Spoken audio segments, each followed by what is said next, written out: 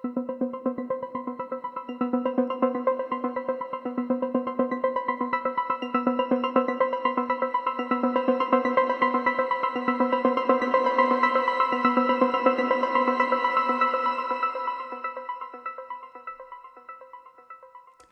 friends, today I want together with you to take a look at the Ableton Push 3. I just got the device a couple of days back and I'm still exploring it and thought, why not together with you guys make a little beat on the machine. So this video will be probably less structured than the other ones, but I think it will be a very nice insight into the device and what it can do. Quick disclaimer, I'm still very new to it. I've used the Push 2, but I'm pretty sure we will get through that together. The thing I want to work with you on today is a little track that I have started. It currently just has this ARP on it that you can now hear in the background. It's actually a device made by my good man, Mr. Ed Rollo. Shout out at this place. It's from his 10 devices pack, which is really great. You can get it on his website. And yeah, basically I just typed in a bunch of notes and now want to take it from here. So Ableton Push 3. This is not a review, but as we move along, I will mention some things that I like about the device. I will mention some things that I don't like about the device. So yeah, let's just go with the flow, I would say. Quick note before, if you are familiar with my content, you might recognize this view because I like to always group my my songs into different groups and always have these groups consistent throughout all of my projects.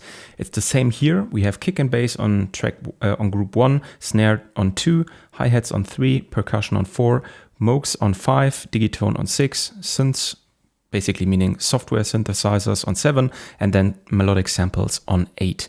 And the reason I do that is because on my master, I have kind of like a little master control, which I have mapped so that basically I have 3 effects applying or which are applied to all of these melodic tracks and 3 effects that are applied to all of these percussion tracks. So if, for example, I have this one now playing, you can hear the shimmer, you can hear all the reverb and the melodic delay, and that's really, really nice. And actually the first thing I really like about Push 3, because this device right now is running in standalone. You can see it here. Actually only 2 cables are connected, which are going into my audio interface, and this is just the power supply, so no USB connection to the computer. Enough talking, let's dive into it. I would say at first, because you can also see it here in the clip view, we just have this one clip. Why not first go to a kick drum and do a kick drum? This is also why I like to work with this template, because it always has already some very handy stuff in place. So for example, here, if I go to kick and now to the device, you can see here actually, this is what is it called again? Yeah, drum rack. So basically I can now just load drum hits into here and don't have to actually create the track from scratch. So big advantage working with templates. And of course, later on, if I like this track, I can just move it to my computer, further shape it, also bring in the Moogs and the digitone, and everything is already in place and working smoothly.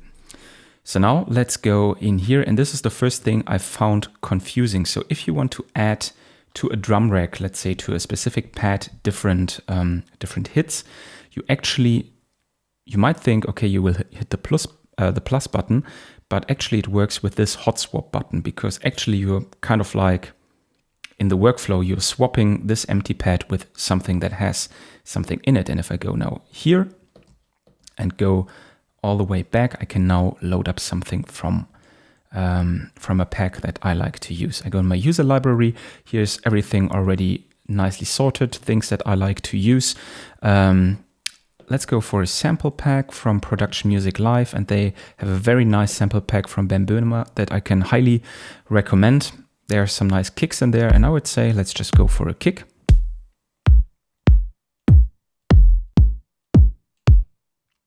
like this one. Yeah, so 10 was quite nice. 5 is nice. 2 is quite nice as well. Let's go with 10 for now. So now that we have that in, let's quickly record a 4 on the floor kick drum groove.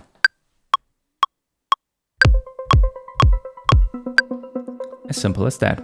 So let's turn the metronome off. Metronome switch is here. And by the way, it was already activated. I activated accent, and this basically means that whenever I hit a pad, it will always play with the maximum velocity, while if I don't activate it, yeah, you can really hear the difference if I hit it now. But with the kick, of course, I want for now to play in the same velocity. Let's go to clip view, which you can see here, and I can actually already see here that that the kick drum is a little off, which is annoying. And there are now several ways how to fix it. The easiest way is quantize. So now it's quantized to 16th notes and everything sits perfectly on the grid. However, let's quickly undo that. So now they are off the grid. You can also now really nicely edit MIDI notes. And this is something I really missed about Push 2, is that you can now really dive in and edit the MIDI notes. So you can here in the top corner hit this edit button, and now with this jog wheel, I can select the different MIDI notes. And I can now say, okay, I want this one here to move it to position, I know it's already at the position, I just need to nudge it a little bit so that it's here at 0%. Okay, perfect. And now it's perfectly fine on the grid. And I could do the same thing with these one. With melodic samples, you could then also change the pitch. So for example, if you have here a C and you wanted to have a D, you could just easily adjust this.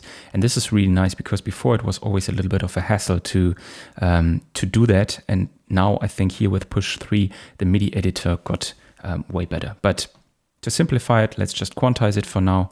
We're done. And now we have a kick drum going. Nice, cool.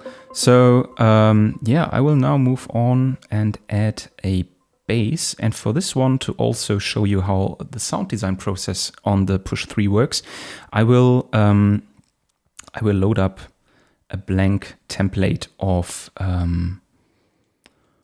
nice Ableton synthesizer. I, by the way, have to say I really like the Ableton synths, especially the wavetable and the drift. Let's go with wavetable for now. Let's just go with the standard template. Okay, that's way too high. Here's the territory where we want to go. And you can already hear that in this initial patch, we have some MPE modulation going on, because if you look at this closely, if I play the note here, it makes a different sound than if I play it here. And for this bass note, yeah, I could also slide. And for this bass that I try to make, I don't want that. So I need to go in the wavetable. And actually, this is something I find a little annoying, is that there's no switch to say, okay, for this note, I don't want any MPE to be activated. So I need to go in here into the MPE settings. And now for all the modulation targets, I need to reset it. So you can see here, it's affecting the velocity. I need to turn that down. Now going to the pitch, and yeah, the pitch band, I think, yeah, the pitch band we can leave on for now because I don't want to bend notes. But yeah, you can really see here, there's a slide in the oscillator that I don't want. I try to get it to 0, which is also sometimes a little bit, I find it annoying that it doesn't really snap to 0. So it always is a little off, you can see here. And now I need to use here the shift button, which allows me to move in smaller steps. So now I'm at 0. Let's go to the next one. Here also pressure is set to 7. I want to set that to 0 as well. Here we go. And now I think everything should be fine. Yeah. wherever I hit the note, it does now not make really a big difference if I hit it here or if I hit it there. Okay, let's go to the different sounds to or into the synth to shape the sound a little bit. For this one, I definitely want to go with a sine wave, so this one is fine. Let's bring in the sub oscillator, which I really like. Yeah, here we go with the bass frequencies. Nice, maybe just turn it down a little bit, maybe like this. Okay, now we need to shape the amp envelope. So bring the sustain down. I really want to have a short note that plays in between the kick drum, kind of like the bass. To have it short, playing in between the kick drum. I like to give it some attack, because otherwise, if I don't do that, and the release is long, for example. I need to first go to, very important, to the global setting, and of course activate mono, because I want a mono synth. And now if we go in here and play it, you can hear this clicking sound, and this is because the attack kind of like cuts off, the short attack cuts off the different notes. So what I like to do is, of course, bring the release down and at the same time bring up the attack. So now I think it sounds way better without that clicking note, and we still have some nice attack to the sound. Nice. Let's see, I don't know, let's bring the filter down a little bit. Actually, we don't have that much high frequency content going on, but anyhow, I think it just makes sense. Maybe a little bit drive. Let's try the different circuits.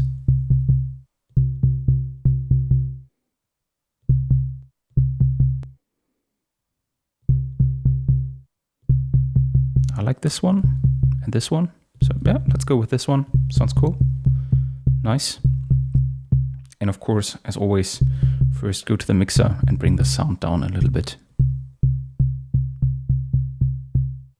Maybe like this.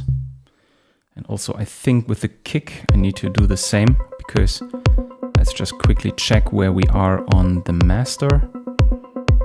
Yeah, there's not that much headroom left, so I immediately like to go in here and bring the kick down, let's say also to -5, and then we can play in maybe a little bass line.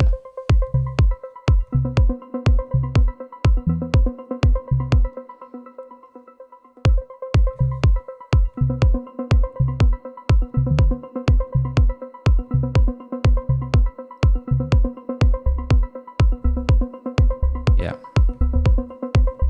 I think here it's better.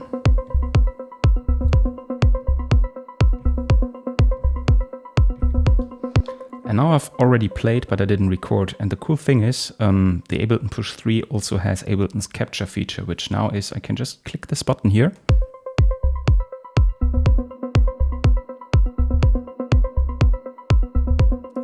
And I have captured actually quite a lot. So it has captured, let's see, I think 10 bars. The last 10 bars I was playing, Ableton was basically constantly listening and kind of like, yeah, capturing what I was doing there. I actually really like this section here. So I will just crop it. And now I can also see if I want to adjust the timing a little bit, because this is now not quantized, but actually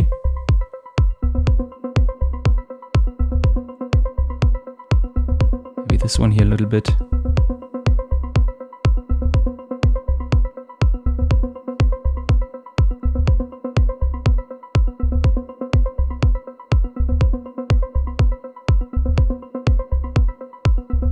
Actually, I quite like that. So to have a little sub bass groove ongoing.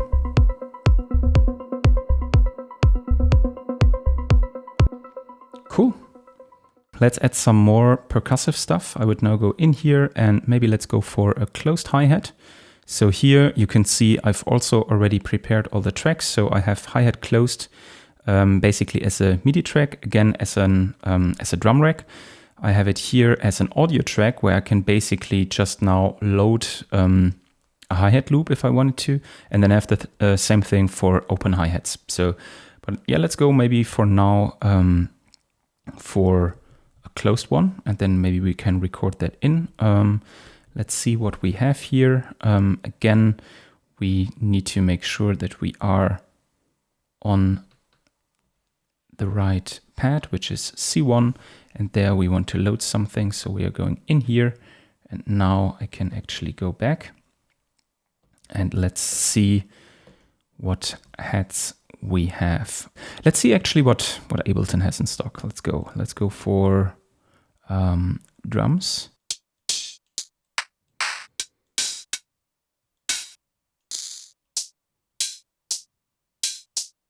Maybe this one. Let's go for it. We definitely need to shape that a little bit. Cool thing is you immediately get also loaded a simpler, where you can then of course adjust the start and end points, because I want this to be way shorter. Let's see.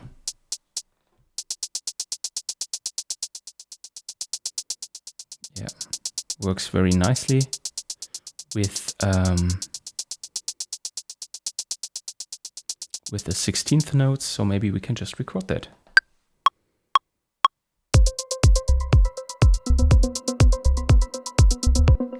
Okay, also added a little bit of movement.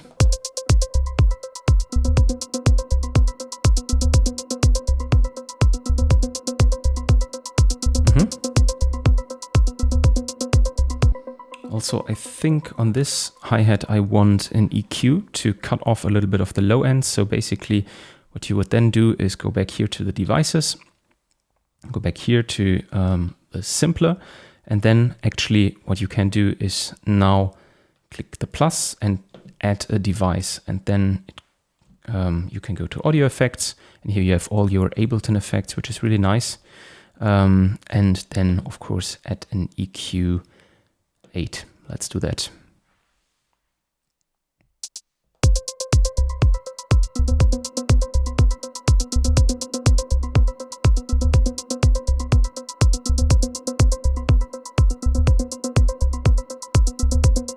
I think this sounds really nice. And also what I like to do on my hi-hats, I really like to use the vocoder device, which might sound a little unusual, but I can show you actually that it sounds really, really nice. It's way on the back here. It's here. Actually, another thing that I find a little bit annoying. So if you add stuff, you can see here immediately you have your collections on here. And I don't know if you know that. I didn't find any way to add stuff to these collections. You can see they are all empty. I have 2 things in my favorites, but I don't want also to put everything in my favorites. So it's a little bit annoying. I want here to put some of my favorite effects in here to just navigate quicker to them, and also rename these to say, for example, one is effects, one is kind of like my sounds that I created. So for now, I stored all of that here in my user library. You can see here I have my sounds and my effects, which is basically effects racks and sounds that I created with Ableton devices. All of them are, by the way, available on Patreon. So if you want to check them out, you can definitely find them there. But yeah, right now, no way to use the collections, which is a little bit weird. Okay, but we wanted to load a vocoder, and I think I've just done that. Yeah, here it is. Okay. Okay. This effect is way too strong, obviously, but now if we bring down the release time a little bit, also use the form and shift.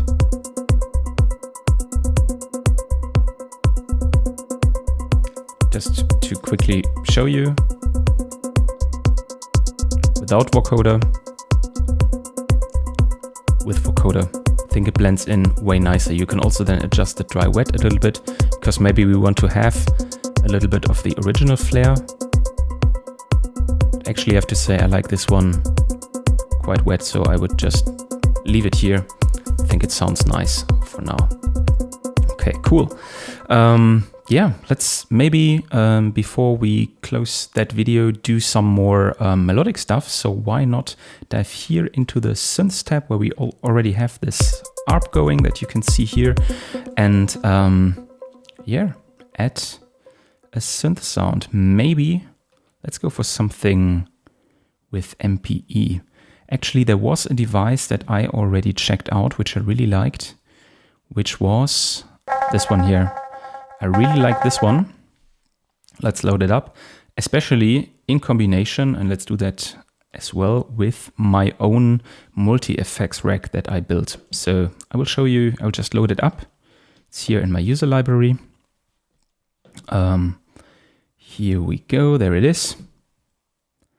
And yeah, I can quickly show you what it does. So basically it's a multi-effects rack that has just to the 8 macros mapped different parameters. I set up a reverb, delay, and chorus, also a sidechain effect, and an EQ to cut the lows, to cut the highs, and then a compressor, which is a glue compressor.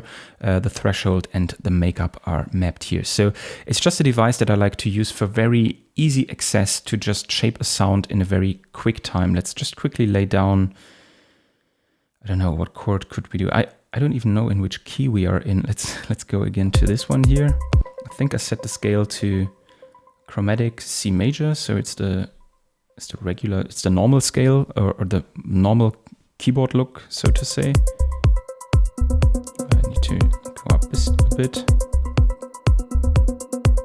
Okay, actually you can see that all the notes are on the white dots, which indicates, I assume, that we are either in C major or A minor. So yeah, I would just go now. Maybe let's try A minor as a chord for our MPE stuff here. Okay, that's way too high. Let's go down a few octaves. Yeah, that sounds nice. Let's just record that quickly.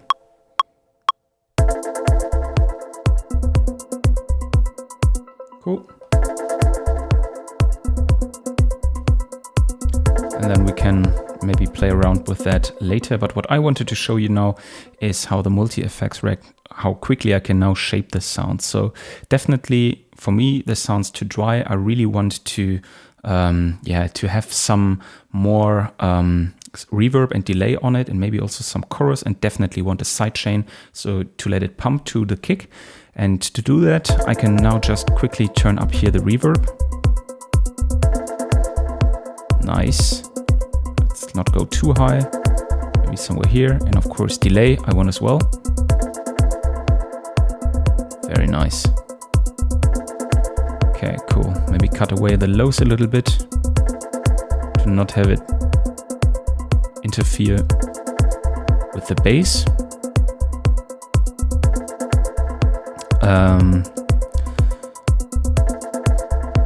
Also think of cutting the highs a little bit. Cool, and definitely compress it.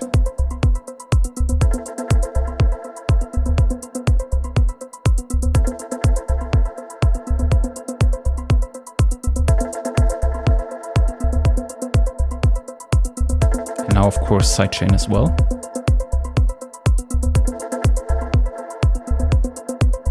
Really cool.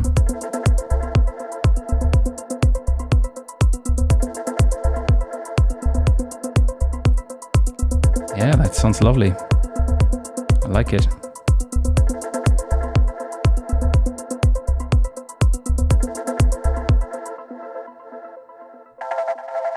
And you can really hear, so with the MPE, when I kind of like press the buttons here in the lower left corner, versus if I press them in the upper right corner. Huge difference in sound, which I think is really cool. But I think for this one, I want to go more with a pad that sounds a little bit like this.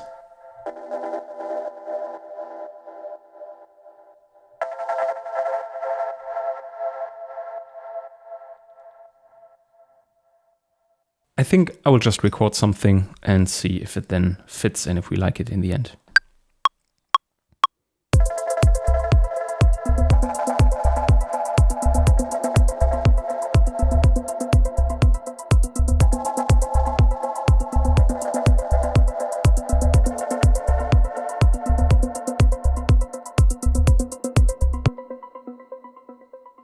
Okay, now the loop is actually one bar too long, so I just shorten it to 8 bars.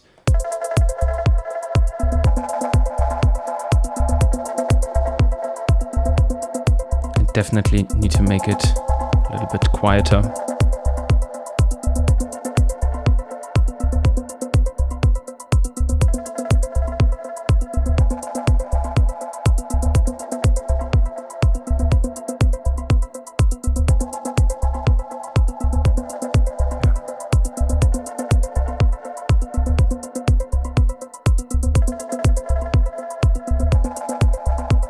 Definitely very dreamy. I'm not entirely sure if it kind of like works so well together with this ARP, because the fun thing about this ARP actually is that it's kind of like, it sounds really, how do you say that? A little bit like evil, dramatic, so to say, a little bit aggressive even, and this now is very, very chilled. I think on its own it works way better, so probably if I continue working on this, I will remove it. Yeah, I think that's it for the first Push 3 video. I would really love to hear from you what you think about the device, what you would want to see from me on the device. One thing I definitely have on the agenda is work on how to integrate the Push in my live set setup. And of course, in the short term, it will remove my audio interface, so I don't have to bring it with me to gigs because it has a built-in audio interface. But in the long term, I would really want to play gigs without the computer. So basically everything sits on Push and I just have my Moog Sub 25 and the Electron Digitone with me. The only thing probably would be how it works with third-party plugins. A lot to figure out, but definitely I want to look into that. But if there's anything else you would like to see, please let me know. And yeah, thank you a lot for watching. Hope you have a great Christmas time and wish you all the best for the rest of the year. See you soon and stay creative. Bye.